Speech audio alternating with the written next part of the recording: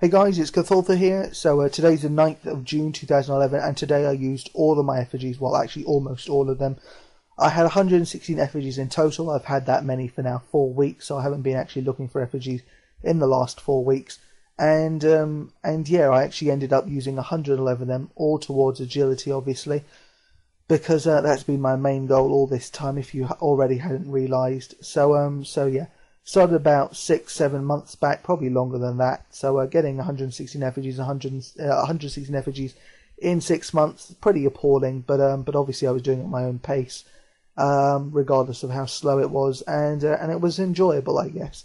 And yeah, you know, if I had put those 3 skills that I still have left to do, in order of what, you know, in what order that I would actually do them, under normal circumstances. It would have been dungeoneering first, hunter second, and lost would be agility.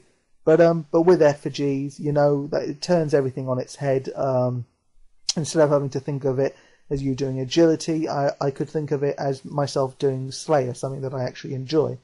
So yeah, that was the goal, to slay to 99 agility, and that is what I've almost completely, not almost completely, but almost totally done. So yeah, and then obviously, you know, the dynamics changed. So suddenly Slayer came first, Dungeoneer came second, Hunter came third, because agility didn't really exist. I didn't have to train agility at all. So yeah, I got the majority of my effigies, about 80 of them from Slayer, a few random effigies here and there, one from Barrows, one from Bandos and other places like that. And I also got about 15 to 20 of them from Cave Crawlers, which is a fantastic dropper of effigies. At the start I was only getting an effigy every 2 hours, but with your guys' tips, that soon changed to an effigy every hour. Actually, the only thing I really changed was to extend the center of my cannon when killing cave crawlers, so that I got the 360-degree killing effect. One piece of advice you guys gave me that I didn't use was to use a Steel Titan. Obviously, it makes, you know, complete sense to use a Steel Titan to increase the kills per hour rate you get, and therefore give you a higher chance of getting an effigy drop. It is something that I decided not to do though, because it was too proactive for me. Didn't want to put that much attention and that much effort into the game. And yeah, so that's why I didn't use a Steel Titan. Otherwise, who knows, could have been quicker. Of course, getting an effigy an hour, even though I was reaching that at the end, I mean, that could have been coincidental. In fact, you know what, in hindsight, it was probably coincidental. I was probably just very lucky toward the end. And yeah, the reason I really killed cave crawlers, not only because, you know, there was a whole lot quicker, but the point at which I was just going crazy for cave crawlers was actually, well, during and straight after the Slayer War that I had. I had a 48-hour Slayer War. I got 8 effigies during it, and that was just so many within 2 days that I just felt like finishing it all. And you know, just getting anxious to just complete my goal, and that's when I really started going crazy on cave crawlers, and I must have got, you know, 10 to 15 within a couple of days, and it was all over. And in fact, I haven't even slayed since the Slayer War, and that was a long way back now. So yeah, 116 effigies. I only had to use 111. I started the day with 300k away from 95 agility. And I've ended 20k away from 99 agility. Also got a hunter level, 95 to 96, only 300k away from that level, but as in I was 94 and I was 300k away from 95. So I got, the other way around. So I was 95 and I was 300k away from 96, and then I got level 96 using the gorged hunter effigies I had. All my effigies were gorged. I didn't really want to start from scratch at any point. So every time I got an effigy, I would always use it to gorge level, and then I would bank it. I mean, I didn't want to go from starve to gorge and then dragonkin lamp, because that would have just killed me. And in fact, using the 116 effigies that I had to go through, just going through gorge level and then the dragonkin lamps, and then also 4 randoms that I got, that took me 32 minutes. Only got 4 randoms, probably 1 every million experience. I was expecting to get it at least every 300, 400k. But that obviously did not happen. Even though I was in a bank that you could get randoms in, it just wasn't happening for me. You know, in hindsight, I'm actually happy it didn't happen that way.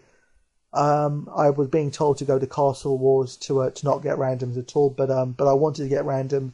But during the process, I decided, I'd rather not be getting these randoms, and I wasn't getting them anyway, so there was no reason to move.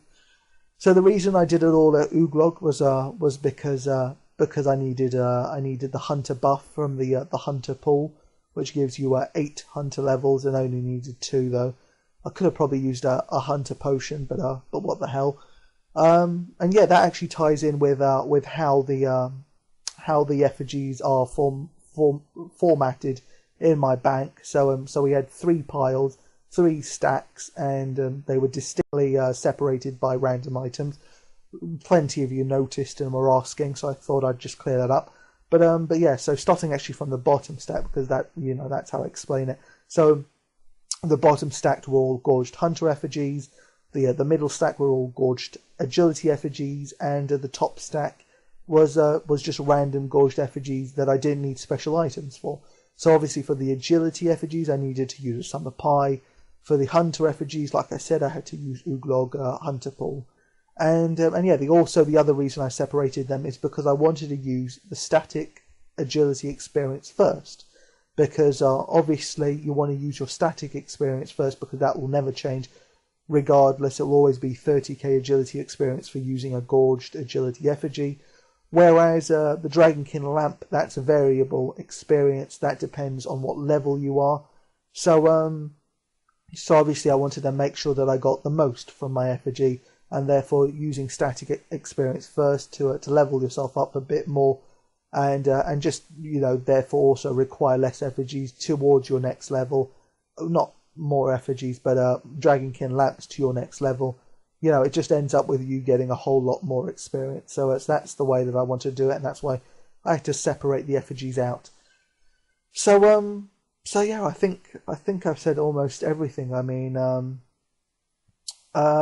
this whole effigy hunting thing now, it's all come to an end now, because I won't be doing it with the other 2 skills. In terms of dungeoneering, obviously, it's not a bad skill to train, and it can be fun, especially if you do it with friends. And more importantly, it's best to get those tokens.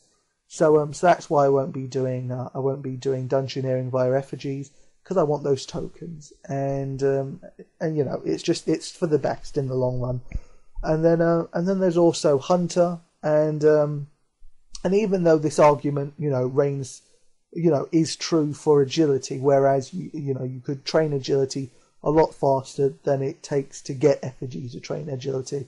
Obviously, that's always going to be true, but with hunter, it's a bit different, because with hunter you get 3 times as much experience.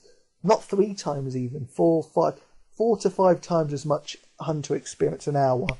It's just it's even more of a waste. I mean, it's even more ridiculous than getting effigies for agility or any skill. I mean, it's already ridiculous in the first place, but more so for agility, because more so for hunter, because the hunter experience per hour can be huge, can be 240 to 300k, and for me personally it is 220 to 40k, so it's all good. So that's why I'm going to train hunter properly.